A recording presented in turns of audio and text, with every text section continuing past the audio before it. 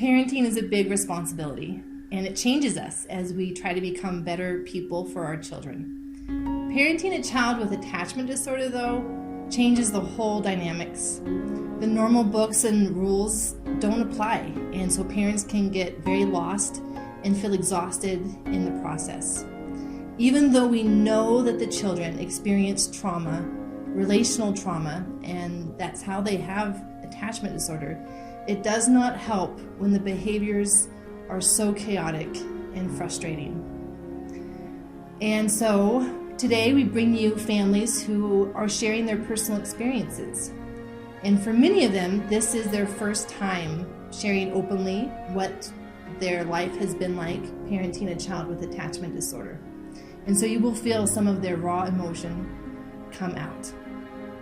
If you are a parent with a child with attachment disorder, I hope that you will be encouraged by their stories, that you are not alone. And I would hope that you would reach out to a community of support to break out of that loneliness, and it can help with the exhaustion. And you can be part of a team of support to continue the hard work of healing your child. So I hope you will enjoy. I know you will enjoy their stories, and I look forward to your comments.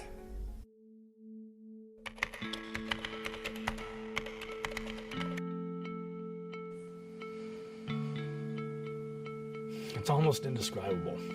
I mean, you try and tell people what it's like, and they look at you like they don't believe you, like you're just trying to make something up because you have an adopted child, and so maybe they think you're trying to make it more dramatic. The first one that comes to mind is lonely. It is a journey that you do by yourself because nobody understands. Nobody but another parent who is raising an attachment disorder child understands, and that includes the professionals. The next one would be the hardest thing you'll ever do. That's not even an adjective, but that's all I can think of. It is the hardest thing you will ever do. You don't want to believe that, and until you've seen that light turn off in their eyes, and until you've seen that person go away and another one comes in, I don't know how to say it, and they truly do want to kill you, and they truly do want to hurt you. And they're not just joking, they're not just saying it because they really want the ice cream. They want to do that to you. And until you see that, and until you experience that, you don't understand it, because it's so foreign to what we've seen and what we believe as a culture about children. Things were starting to become out of control, and no one in my circle of friends and family understood what was going on. And so I knew he was angry and raging, but the words weren't coming out of his mouth until about age 4. At age 4, he started saying things like, "I hate you." He would say to his older brother, "I want to hurt you, I want to smack you." And this was not language that we used in our house. And all I could think of is, where is this coming from? Because this was not coming from our home. You know, he's 10 and a half now, but he's a 2-year-old in a 10-and-a-half-year-old body. And I've heard the term used, if you love them enough, love can fix it. No. Mm-mm. Raising a child with RAD is it's a whole set of rules, a different set of rules.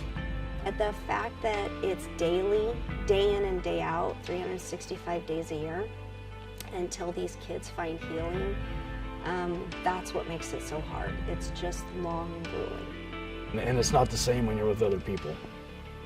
It's not the same. When other people see your child, they're like, how can any of that stuff you're telling me be true? Look, he's so good. He minds so well. He stays right next to you, does what he's told. He's so polite.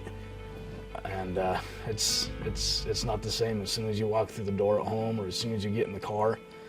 It's game on for them. I didn't really know how to explain further what was going on in our house. And because he didn't display those behaviors in her office, it made it very difficult to really be able to put all the pieces together of what was happening. Living with a RAD kid, it's actually surviving. What worked today isn't going to work tomorrow.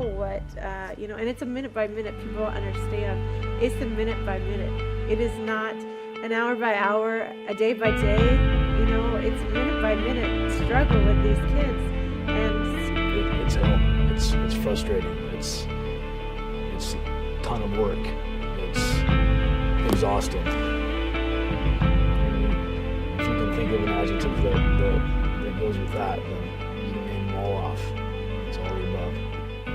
Raising a child with trauma and attachment disorder issues,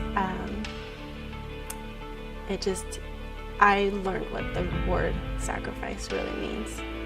I don't want to see parents go through what we've gone through. Not only that, but just looking at Jack, your heart breaks for these kids because you see in their eyes and in their face the pain. And the other hard thing is watching everything that my wife has to endure as she's going through this, and being rejected by the child that we love over and over and over on a daily basis, and watching her heart get torn through that is really hard for me. I did it alone, and I don't want another parent to have to go through this alone again.